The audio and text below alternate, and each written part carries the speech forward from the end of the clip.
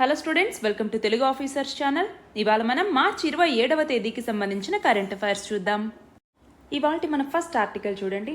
మన భారతదేశంతో చైనా సరిహద్దుని పంచుకుంటోంది, అవునా? మరి చైనాకి మరియు మనకి సరిహద్దుకు సంబంధించి చాలా వివాదాలు అనేవి నడుస్తూ ఉన్నాయి. ఫర్ ఎగ్జాంపుల్, అరుణాచల్ ప్రదేశ్ కావచ్చు, ఉత్తరాఖండ్ కావచ్చు, హిమాచల్ ప్రదేశ్ కావచ్చు, లదాఖ్ కావచ్చు, ఇక్కడ అన్ని చోట్ల కూడా భారత్కి అలాగే చైనాకి మధ్య విభేదాలు అన్నటువంటివి ఉన్నాయి. చైనా దురాక్రమణకి పాల్పడటం, మనం ధీటుగా ఎదుర్కోవటం, ఇదంతా జరుగుతోంది. మరి ఇప్పుడు ఏమవుతోంది అంటే, మన రెండు దేశాల బార్డర్లో చైనా ఏం చేస్తోంది అంటే కొత్త కొత్త విలేజెస్ని సృష్టిస్తూ వస్తోంది, ఇన్ఫ్రాస్ట్రక్చర్ని పెంచుతోంది. అంటే మౌలిక సదుపాయాలని కల్పించటం ద్వారా ఆ బార్డర్ని కొంచెం పటిష్టపరుచుకుంటే రేపు భవిష్యత్తులో మనతో యుద్ధం వచ్చినప్పుడు అక్కడి నుంచి ఆయుధాలని తొందరగా మన బార్డర్స్లోకి తీసుకొచ్చి మనతో యుద్ధం చేయటానికి చైనా రెడీ అవుతోంది. మరి మన భారతదేశం కూడా దానికి రెడీ అవ్వాలి కదా. దానికోసమే మనము వైబ్రెంట్ విలేజెస్ ప్రోగ్రామ్ అనేసి తీసుకురావటం జరిగింది. ఏంటి? వైబ్రెంట్ విలేజెస్ ప్రోగ్రామ్ అన్నటువంటిది. మరి ఈ ప్రోగ్రామ్ ద్వారా ఏంటి, మనకి నార్థన్ బార్డర్లో ఉన్నటువంటి విలేజెస్ని డెవలప్ చేస్తారు. అందులో పీపుల్స్ యొక్క క్వాలిటీ ఆఫ్ లైఫ్ని పెంపొందించేలాగా వివిధ రకాల నిర్మాణాలని చేపట్టడం కానివ్వండి, అంటే డెవలప్మెంట్ అనేది మేజర్గా. అందులో హిమాచల్ ప్రదేశ్, ఉత్తరాఖండ్, అరుణాచల్ ప్రదేశ్, సిక్కిం, లదాఖ్ ఇవన్నీ కూడా కవర్ అవుతాయి. అయితే ఇందులోకి వచ్చేసరికి దాదాపు 2900కు పైగా విలేజెస్ ఇందులో కవర్ అవుతాయి. మరి ఇక్కడ గమనించాలి, మనకి ఇంకొకటి ఉంది, బార్డర్ ఏరియా డెవలప్మెంట్ ప్రోగ్రామ్ అనేసి. ఈ బార్డర్ ఏరియా డెవలప్మెంట్ ప్రోగ్రామ్తో ఈ వైబ్రెంట్ విలేజెస్ ప్రోగ్రామ్ అన్నటువంటిది ఓవర్లాప్ అవ్వదు, ఇది మనం గుర్తుంచుకోవాలి. అయితే ఇక్కడ ఏమవుతుంది అంటే, లోకల్గా ఎవరైతే ఉంటారో న్యాచురల్ హ్యూమన్ రిసోర్సెస్ ఏవైతే ఉంటాయో బార్డర్ విలేజెస్లో వాటిని డెవలప్ చేస్తారనమాట. వాటిని ఐడెంటిఫై చేసి డెవలప్ చేస్తారు. అంతేకాదు అక్కడ సోషల్ ఎంటర్ప్రిన్యూర్షిప్ని పెంచటం, యూత్లో ఎంపవర్మెంట్ని తీసుకురావటం, స్కిల్ డెవలప్మెంట్ అందించటం, అక్కడ టూరిజంని మరింతగా ఇంక్రీజ్ చేయటం. టూరిజంని ఇంక్రీజ్ చేస్తే ఏమవుతుంది, అక్కడ లోకల్ కల్చరల్ అలాగే ట్రెడిషనల్ నాలెడ్జ్ ఏదైతే ఉంటుందో అది ఎన్హాన్స్ అవుతుంది. అంతేకాదు మనకి వన్ విలేజ్ వన్ ప్రోడక్ట్ అన్నటువంటిది కూడా ఉంది. వన్ విలేజ్ వన్ ప్రోడక్ట్ అన్నటువంటి దాన్ని, మరి దీన్ని మరింతగా అక్కడ ఇంప్లిమెంట్ చేయడం ద్వారా అక్కడ ఎకానమీని కూడా మనం ఎన్హాన్స్ చేయొచ్చు. కమ్యూనిటీ బేస్డ్ ఆర్గనైజేషన్స్, కోఆపరేటివ్స్ అలాగే ఎన్జిఓ వీటి యొక్క కోఆపరేషన్తో మనము ఈ వన్ విలేజ్ వన్ ప్రోడక్ట్ని మంచిగా డెవలప్ చేయొచ్చు. మరి ఆ నేపథ్యంలో ఇప్పుడు ఏంటి అంటే, మన బార్డర్ని మరింత పటిష్టంగా ఉంచుకోవాలి. లైన్ ఆఫ్ యాక్చువల్ కంట్రోల్, చైనాకి మరియు మనకి మధ్య ఉన్నటువంటిది లైన్ ఆఫ్ యాక్చువల్ కంట్రోల్ లేదా వాస్తవాధీన రేఖ అంటాం. మరి వాస్తవాధీన రేఖ వెంబడి మన బార్డర్ని సురక్షితంగా ఉంచుకోవటం ద్వారా చైనా దూకుడికి మనం అడ్డుకట్ట వేయచ్చు అనేసి ఆర్టికల్. మన నెక్స్ట్ ఆర్టికల్ చూడండి. మన దేశంలో విద్యుత్ డిమాండ్ అనేది పెరుగుతోంది. దీనికి రీజన్స్ ఏంటి? ఒకటి, పెరుగుతున్నటువంటి జనాభా. రెండు, సోఫిస్టికేషన్ అన్నటువంటిది. మూడవది వచ్చేసరికి ప్రస్తుతం సమ్మర్ అనేది వస్తూ ఉన్నటువంటి నేపథ్యంలో ఎక్కువ ఇంకా విద్యుత్ డిమాండ్ అనేది ఉంటుంది. మరి ఇలా పెరుగుతున్నటువంటి విద్యుత్ డిమాండ్ కోసం బొగ్గుని మండించి ఉత్పత్తి చేసేటటువంటి థర్మల్ విద్యుత్ శక్తి కేంద్రాలు అనేటటువంటివి ఎక్కువగా నడుస్తూ ఉన్నాయి. మనం థర్మల్ విద్యుత్ మీదే ఎక్కువగా ఆధారపడుతూ ఉన్నాం. దానివల్ల ఏమవుతుంది, థర్మల్ విద్యుత్ కేంద్రాలు కోల్ని యూజ్ చేస్తాయి, బొగ్గును యూజ్ చేస్తాయి. మరి బొగ్గును మండించడం వల్ల చాలా కలుషితమైనటువంటి వాయువులు వెలువడుతూ ఉన్నాయి. అవి ఇటు ప్రజల ఆరోగ్యాన్ని దెబ్బతీస్తున్నాయి, ఇటు పర్యావరణానికి కూడా చాలా హాని చేస్తూ ఉన్నాయి. కాబట్టి మనము ఈ యొక్క థర్మల్ విద్యుత్ కేంద్రాల నుంచి ఈ సౌర విద్యుత్ లేదంటే రెన్యూవబుల్ ఎనర్జీ సెక్టార్ వైపుగా వెళ్ళాలి అన్నటువంటిదే ఇక్కడ ఆర్టికల్ అనమాట. ఇక్కడ నార్మల్గా ఏంటి, సరే కరెంటు సరఫరా ఎక్కువగా చేయాలి. మరి దానికి సంబంధించి కరెంటు వేస్టేజ్ని కొంతవరకు గనక మనం అదుపులోకి పెట్టగలిగితే, ఫర్ ఎగ్జాంపుల్ పీపుల్లో అవేర్నెస్ తీసుకొచ్చామనుకోండి, ఇదిగో పవర్ వేస్ట్ చేయకండి అనేసి ఒక క్యాంపెయిన్ని రన్ చేయటం, అవేర్నెస్ని తీసుకురావటం, అలాగే పవర్ ఛార్జెస్కి ఒక లిమిట్ అన్నటువంటిది పెట్టి ఉంచటం. అంతేకాదు మనకి విద్యుత్ చట్టం అన్నటువంటిది ఉంది, ఆ విద్యుత్ చట్టాన్ని అమల్లోకి మంచిగా తీసుకురావాలి. అలాగే అన్ని గ్రామాలకి విద్యుదీకరణ అనేది పూర్తి చేయాలి. అలాగే ఎక్కువగా ఈ సోలార్, ఈ ప్యానెల్స్ని యూజ్ చేసి ఎలక్ట్రిసిటీని యూజ్ చేసుకోవటం అన్నటువంటిది మరింత పెంచేలాగా ఎన్హాన్స్ చేయాలి. రీసెంట్గా ప్రధానమంత్రి సూర్యఘర్ యోజన అనేసి తీసుకొచ్చారు. ప్రధానమంత్రి సూర్యఘర్ ముఫ్త్ బిజ్లీ యోజన అనేసి మరి ఆ ప్రధానమంత్రి సూర్య గారి యోజనని మంచిగా ఇంప్లిమెంట్ చేసుకునేటట్టు చూసి సోలార్ రూఫ్ టాప్ స్కీమ్ని మంచిగా ఇంప్లిమెంట్ చేయగలిగితే గనక మనము పర్యావరణం మీద పడేటటువంటి ఈ ప్రభావాన్ని కొంతవరకైనా తగ్గించవచ్చు. అంతేకాదు వీటి నుంచి వచ్చేటటువంటి థర్మల్ విద్యుత్ కేంద్రాల నుంచి వచ్చేటటువంటి కాలుష్యాన్ని కూడా మనం నివారించవచ్చు. మరి సౌర విద్యుత్ ఉత్పత్తి కావచ్చు, లేదంటే విండ్ ఎనర్జీ కావచ్చు, అంటే పవన విద్యుత్ కావచ్చు, వీటన్నింటి ద్వారా ఏమవుతుంది, మనకి కార్బన్ ఎమిషన్స్ అన్నటువంటివి ఉండవు, అవునా? అంతేకాకుండా మనం ఇప్పుడు ఇంకొకటి గమనించాలి, ప్రజల మీద ఆర్థిక భారం పడకుండా చూడాలి. ఫర్ ఎగ్జాంపుల్, ఇప్పుడు సోలార్ ప్యానెల్స్ పెట్టారనుకోండి, వన్ టైం ఇన్స్టలేషన్, మొదట్లో ఖర్చున్నా కూడా తర్వాత ఖర్చు అనేటటువంటిది ఉండదు. కానీ పవర్ బిల్ అన్నటువంటిది ప్రతి మంత్ ఎక్కువ పెరుగుతూనే ఉంటుంది, మన అవసరాలని బట్టి ఇంకా అది పెరుగుతూనే ఉంటుంది, యూనిట్స్ని బట్టి, అవునా? కాబట్టి ఇప్పుడు ఏంటి అంటే, మనకి కాలుష్యం లేకుండా ఉచితంగా వచ్చేటటువంటి ఈ సౌర విద్యుత్ను ఉపయోగించుకుంటే, తక్కువగా థర్మల్ విద్యుత్ ఉత్పత్తి అన్నటువంటిది చేపడితే అప్పుడు కాలుష్యం నుంచి మనం కొంతవరకైనా బయటపడచ్చు అన్నటువంటిది ఈ ఆర్టికల్.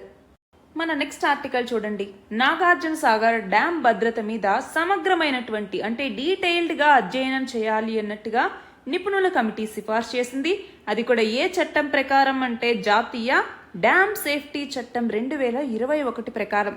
దీని ప్రకారం ఏంటి, గరిష్ట వరద ప్రవాహం ఎంత ఉంటుంది అనేసి అంచనా వేయండి. కొన్ని చోట్ల పియర్స్ బీటలు వారాయి, అలాగే స్పిల్వే గ్లేషియస్ అంటే నీళ్లు కిందకు పడుతూ ఉంటుంది కదా మనకి, అది కొన్ని చోట్ల దెబ్బతింది. వాటిని బాగు చేయడానికి కావాల్సినటువంటి మరమ్మతులు ఇవన్నీ వర్షాకాలంలోపు పూర్తి చేయండి అన్నట్టుగా ఈ కమిటీ సూచించింది. అంతేకాదు ఈ డ్యామ్ని పరిశీలించి భద్రత కోసం ఎలాంటి చర్యలు తీసుకోవాలన్నట్టుగా సిఫార్సు చేయటం కోసం నేషనల్ డ్యామ్ సేఫ్టీ అథారిటీ నిపుణుల కమిటీని కూడా నియమించడం జరిగింది. అయితే ఇక్కడ గమనించాలి, ఈ నాగార్జున సాగర్ అన్నటువంటిది ఏ నది మీద నిర్మించినటువంటి డ్యామ్? నాగార్జున సాగర్ ఏ నది మీద నిర్మించారు?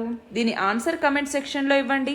ఈ ప్రాజెక్ట్ నేమ్ మొదట్లో నందికొండ ప్రాజెక్ట్ అనేసి పిలుస్తూ ఉండేవాళ్ళు. ఎందుకని అంటే మనకి ఉమ్మడి ఆంధ్రప్రదేశ్ ఉన్నప్పుడు నల్గొండ జిల్లా, గుంటూరు జిల్లా సరిహద్దుల మీద నందికొండ అనే ప్రాంతం దగ్గర ఆనకట్టను నిర్మించారు కాబట్టి నందికొండ ప్రాజెక్ట్ అనేసి పిలుస్తూ ఉండేవారు. అయితే నాగార్జున సాగర్ అన్నటువంటిది బౌద్ధ చారిత్రాత్మక స్థలం కూడా, అవునా? శాతవాహన కాలంలో శ్రీ పర్వతం అనేసి ఉండేది. ఆ శ్రీ పర్వతమే నాగార్జున కొండ అన్నటువంటిది. ఆచార్య నాగార్జునుడు ఇక్కడ బోధన చేశారన్నట్టుగా చాలా ఆధారాలు కూడా ఉన్నాయన్నమాట. అయితే ఇక్కడ మనం గమనించాలి, విమాన శిక్షణ కోసం నాగార్జున సాగర్ దగ్గర ఒక చిన్న విమానాశ్రయం కూడా ఉంది. ఈ డ్యామ్ యొక్క పూర్తి స్థాయి నీటి నిల్వ సామర్థ్యం 4.8 టీఎంసీ. టీఎంసీ అంటే 1000 మిలియన్ క్యూబిక్ ఫీట్ అంటాం, లేదా శతకోటి ఘనపుట అడుగులు అనేసి. సో 408 టీఎంసీలు దీని యొక్క పూర్తి స్థాయి నిల్వ సామర్థ్యం. కనీస నిల్వ స్థాయి సామర్థ్యం వచ్చేసరికి 213 టీఎంసీలు. మన నెక్స్ట్ ఆర్టికల్ చూడండి. తెలంగాణ హైకోర్టు న్యాయమూర్తిగా జస్టిస్ సుజయ్ పాల్ ఈయన బాధ్యతలు స్వీకరించారు.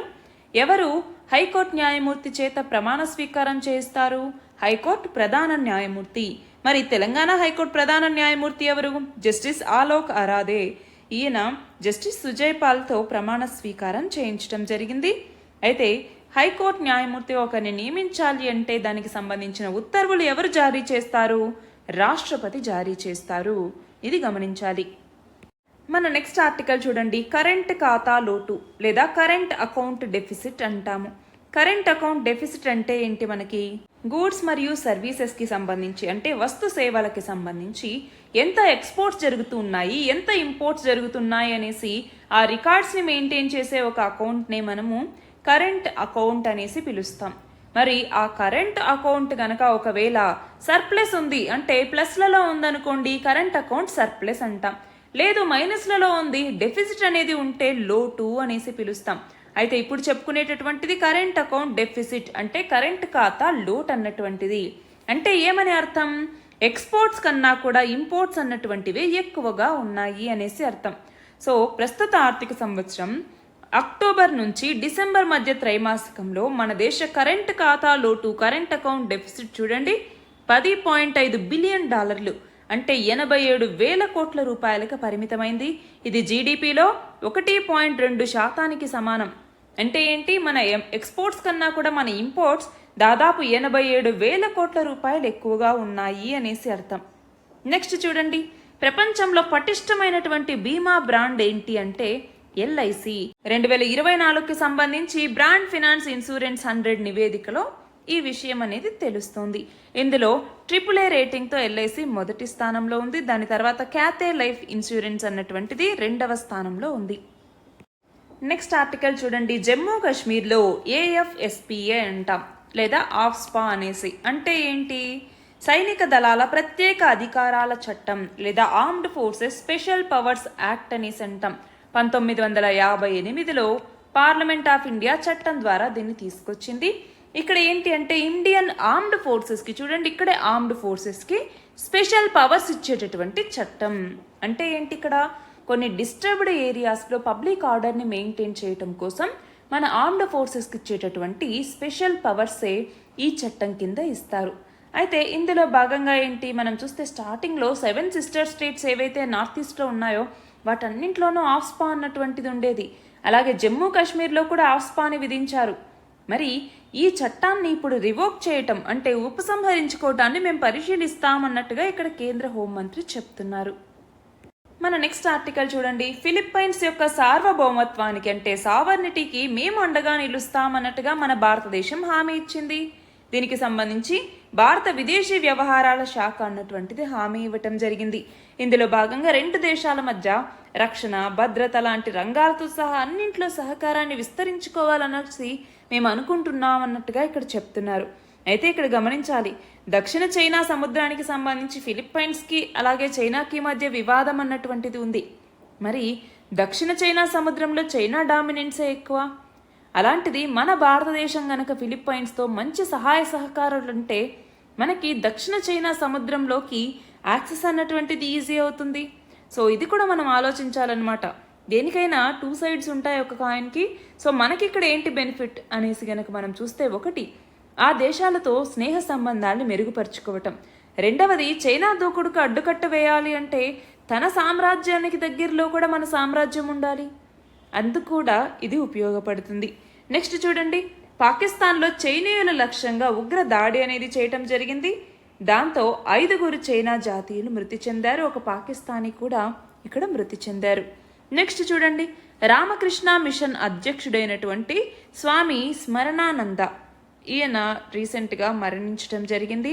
రామకృష్ణ మిషన్కి 2017లో ఈయన 17వ అధ్యక్షుడిగా నియమితులయ్యారు. నెక్స్ట్ చూడండి, WTT feeder Beirut table tennis టోర్నీలో ఆకుల శ్రీజ ఈమె విజేతగా నిలిచింది. మహిళల సింగిల్స్ ఫైనల్స్లో ఈమె లగ్జంబర్గ్కి చెందినటువంటి సారా డి నట్టే ఈమె మీద గెలిచిందనమాట. నెక్స్ట్ చూడండి, తుంగభద్ర బోర్డు చైర్మన్గా వీరేంద్ర శర్మ ఈయన నియమితులయ్యారు. దీనికి సంబంధించి ఎవరు ఉత్తర్వులు ఇస్తారు? జలశక్తి శాఖ అన్నటువంటిది ఉత్తర్వులు ఇస్తుంది. నెక్స్ట్ చూడండి, భారతదేశంలో 4G వినియోగదారులతో పోలిస్తే 5G వినియోగదారులు 3.6 రెట్లు డేటాను ఎక్కువగా వాడుతూ ఉన్నారు. 2023లో మొత్తం డేటా రద్దీలో 15% వాటా 5Gదే అన్నట్టుగా ఈ నివేదికలో తెలిసింది. నెక్స్ట్ చూడండి, ప్రధానమంత్రి సూర్యోదయ్ యోజన ఈ ప్రాజెక్ట్కి సమన్వయకర్తగా ప్రభుత్వ రంగ సంస్థ RCE లిమిటెడ్ని ప్రభుత్వం ఎంపిక చేయటం జరిగింది. ఈ రూఫ్ టాప్ సోలార్ యూనిట్ల యొక్క సామర్థ్యాన్ని గనుక పరిగణలో తీసుకుంటే ఇప్పుడు మన దేశంలో గుజరాత్ మొదటి స్థానంలో ఉంది. ఆ తర్వాత మహారాష్ట్ర, ఆ తర్వాత కర్ణాటక ఉన్నాయి. గుజరాత్లో చూడండి 2898 మెగావాట్ల రూఫ్ టాప్ సోలార్ సామర్థ్యం అన్నటువంటిది ఉంది. నెక్స్ట్ చూడండి, అంతరిక్షంలో అత్యధిక కాలం గడిపినటువంటి వ్యక్తిగా రికార్డు సృష్టించినటువంటి రష్యా కాస్మోనాట్ ఎవరు అంటే ఓలెగ్ కొనెనెంకో. నెక్స్ట్ చూడండి, ఆస్ట్రేలియా సెనెట్ సభ్యుడిగా ఎన్నికైన భారత సంతతికి చెందిన ప్రముఖ న్యాయవాది ఎవరు అంటే వరుణ్ ఘోష్. చివరిగా, ఏ నగరంలోని కేంద్ర సముద్ర మత్స్య పరిశోధనా సంస్థ లేదా central marine fisheries research institute దేశంలో తొలిసారిగా ప్రయోగశాలలో చేప మాంసం తయారీకి శ్రీకారం చుట్టింది అంటే కొచ్చి. ఇక్కడ గమనించాలి, ఈ ప్రాజెక్ట్ని ముందుకు తీసుకెళ్లేందుకు నీట్ మీట్ బయోటెక్ సంస్థతో ఈ central marine fisheries research institute అన్నటువంటిది ఒప్పందం కూడా కుదుర్చుకుంది. ఇవి ఇవాల్టి important articles. All the very best and thank you very much.